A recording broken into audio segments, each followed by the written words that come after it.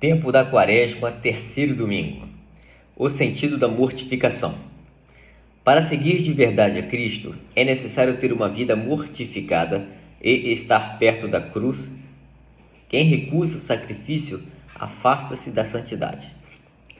Todos os atos da vida de Cristo são redentores, mas a redenção do gênero humano culmina na cruz, para a qual o Senhor orienta toda a sua vida na terra.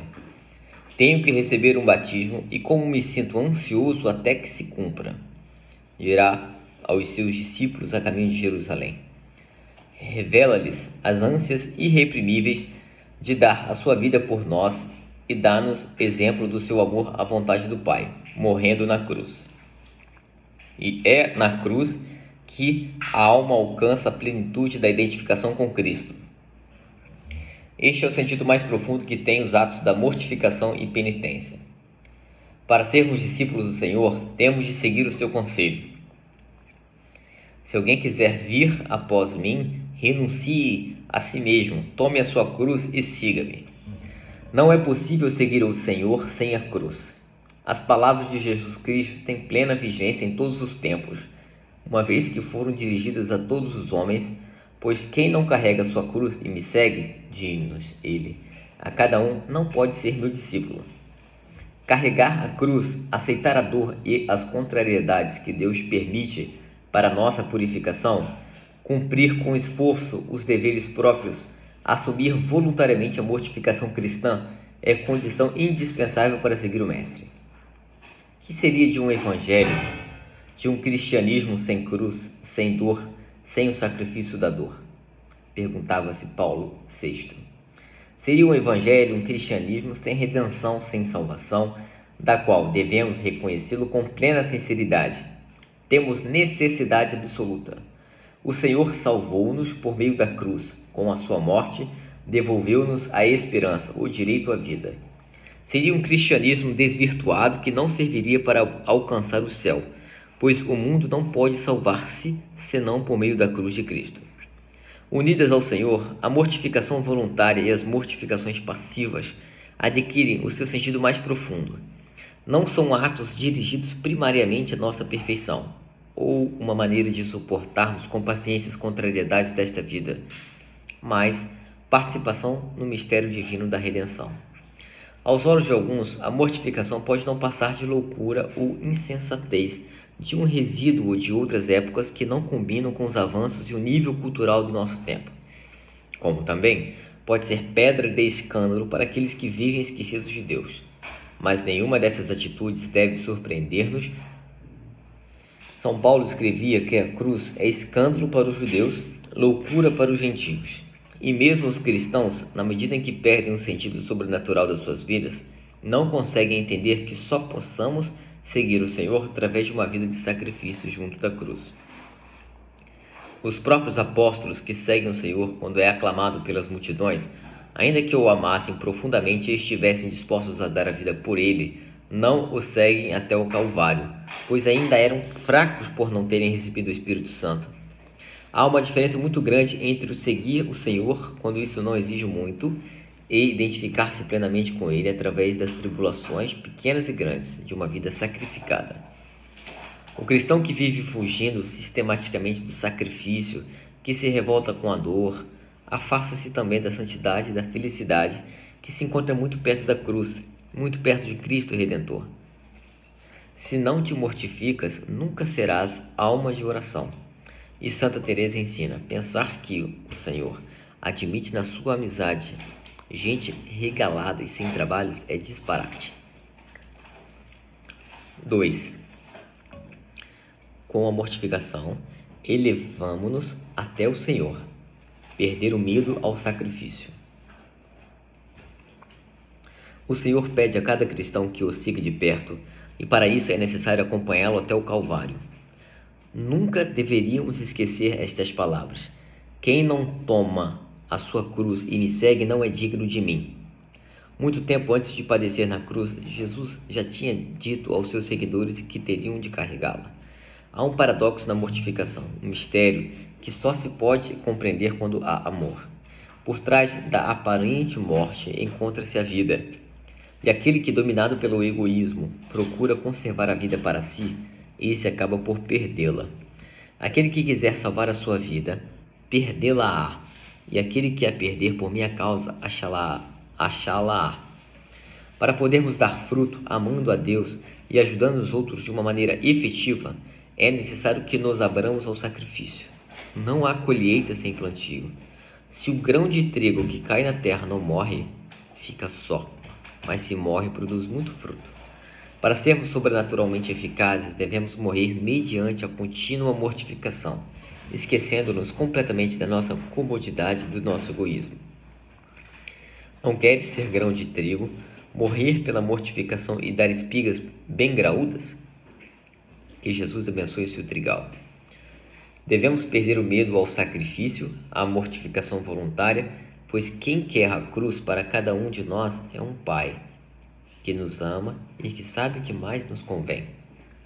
O Senhor quer sempre o melhor para nós. Vinde a mim todos os que estáis fatigados e sobrecarregados, e eu vos aliviarei. Tomai sobre vós o meu jugo e aprendei de mim, que sou manso e humilde de coração, e achareis paz para as vossas almas, pois o meu jugo é suave e o meu peso leve. Ao lado de Cristo, as tribulações e penas não oprimem, não pesam, e pelo contrário, levam a alma a orar, a ver a Deus nos acontecimentos da vida. Pela mortificação, elevamo-nos até o Senhor, sem ela ficamos grudados à terra. Pelo sacrifício voluntário, pela dor oferecida e assumida com paciência, simplicidade e amor, unimo-nos firmemente ao Senhor. É como se Ele nos dissesse: vós todos que andais atormentados, aflitos e sobrecarregados com o fardo das vossas preocupações e apetites, deixai-os, vinde a mim, e eu vos recriarei, e encontrareis para as vossas almas o descanso, para os vossos apetites vos tiram. 3. Outros motivos da mortificação. Para nos decidirmos a viver com generosidade a mortificação, convém que compreendamos bem as razões que lhe dão sentido. Quando nos custa ser mais mortificados, é porque ainda não descobrimos ou não entendemos a fundo esse sentido. Os motivos que impelem o cristão a ter uma vida mortificada são vários. O primeiro é esse que considerávamos anteriormente: o desejo de nos identificarmos com o Senhor e de segui-lo nas suas ânsias de redimir por meio da cruz, oferecendo-se a si mesmo em sacrifício ao Pai. A nossa mortificação tem assim os mesmos fins da paixão de Cristo e da Santa Missa, e traduz numa união cada vez mais plena com a vontade de Deus. Mas a mortificação é também meio de progredir nas virtudes. No diálogo que precede o prefácio da missa, o sacerdote levanta as mãos ao céu enquanto diz: corações ao alto, e ao povo fiel responde: o nosso coração está em Deus. O nosso coração deve estar permanentemente voltado para Deus. Deve estar cheio de amor e com esperança sempre posta no seu Senhor. É necessário, pois, que não esteja agarrado e preso às coisas da terra, que se vá purificando cada vez mais. E isto não é possível sem penitência, sem a contínua mortificação, que é meio de progredir.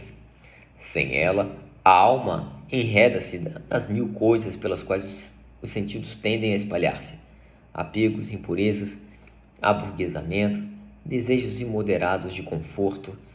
A mortificação liberta-nos de muitos laços e capacita-nos para o amor. A mortificação é meio indispensável de apostolado. A ação nada vale sem a oração. A oração valoriza-se com o sacrifício. Estaríamos enganados se quiséssemos atrair os outros para Deus sem apoiar essa ação numa oração intensa, e se essa oração não fosse reforçada pela mortificação alegremente oferecida. Foi por isso que se afirmou de mil maneiras diferentes que a vida interior, manifestada especialmente na oração e na mortificação, é a alma de todo o apostolado. Não esqueçamos, finalmente, que a mortificação serve também de reparação pelas nossas faltas passadas, pequenas ou grandes. Em muitas orações, a Igreja nos faz pedir ao Senhor que nos ajude a corrigir a vida passada.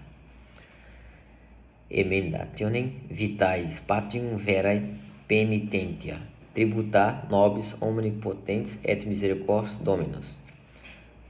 Que o Senhor onipotente e misericordioso nos conceda a emenda na nossa vida e um tempo de verdadeira penitência. Deste modo, pela mortificação, até mesmo as faltas passadas se convertem em fonte de nova vida. Enterra com a penitência no fosso profundo, enterra com a penitência no fosso profundo que a tua humildade abrir as tuas negligências, ofensas e pecados. Assim enterra o lavrador ao pé da árvore que os produziu, frutos apodrecidos, ramos secos e folhas caducas.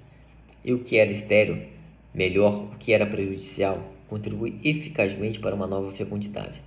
Aprende a tirar das quedas, impulso da morte, vida. Peçamos vivamente ao Senhor que, a partir de agora, saibamos aproveitar melhor a nossa vida. Quando recordares a tua vida passada sem pena nem glória, considera quanto tempo bem tens perdido e como podes recuperar. Com a penitência e com a maior entrega. E quando alguma coisa nos custar, virá à nossa mente algum destes pensamentos que nos moverão à mortificação generosa. Motivos para a penitência? Desagravo, reparação, petição, ação de graças, meio para progredir. Por ti, por mim, pelos outros, pela tua família, pelos teus pais, pela igreja e 1000 motivos mais.